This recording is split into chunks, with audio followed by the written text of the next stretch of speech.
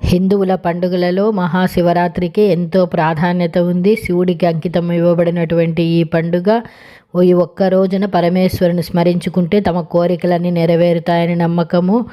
శివరాత్రి రోజున ప్రతి ఒక్కరూ ఉదయాన్నే సూర్యోదయం కంటే ముందే నిద్ర లేవాలి. స్నానం చేసిన అనంతరం పూజ గదిని శుభ్రం చేసుకొని శివప్రతిష్ఠ చేయాలి. మహాశివరాత్రి రోజున పూజా విధానాన్ని శ్రీకృష్ణుడికి ఉపమన్యు మహర్షి వివరించాడు. ఈ పవిత్రమైన రోజున ఈశ్వరుని భక్తులు 3 విధాలుగా పూజిస్తారు. వాటిలో 1 శివ పూజ, 2 ఉపవాసం, 3 జాగరణ. వీటిలో ఉపవాసానికి ఎంతో ప్రాధాన్యత ఉంది. ఈ పవిత్రమైన రోజున ఉపవాసం ఉంటూ శివనామ స్మరణ చేస్తే ఎంతో పుణ్యఫలం దక్కుతుందని పండితులు చెప్తున్నారు. ఉపవాసం ఉండటం వల్ల శారీరక శుద్ధి జరుగుతుందని, జాగరణ చేస్తూ ధ్యానం చేయడం వల్ల మనోశుద్ధి కలుగుతాయట. అయితే మహాశివరాత్రి రోజున పాటించవలసినటువంటి నియమాలు: మహాశివరాత్రి రోజున తప్పనిసరిగా శివాలయానికి వెళ్ళాలి.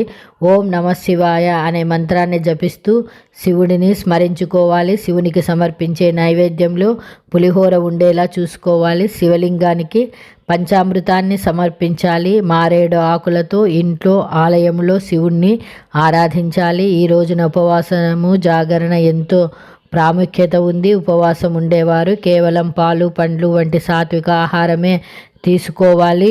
పురుషుడు శివుని యొక్క గర్భగుడికి వెళ్ళే సమయంలో చొక్కాలకు బదులుగా కండువాలను ధరించాలి. శివలింగానికి ఖచ్చితంగా జలాభిషేకం చేయాలి. మహాశివరాత్రి రోజున పేదలకు అన్నదానము, ఇతరులకు దాన ధర్మాలు చేయడం వల్ల శుభ ఫలితాలు వస్తాయి.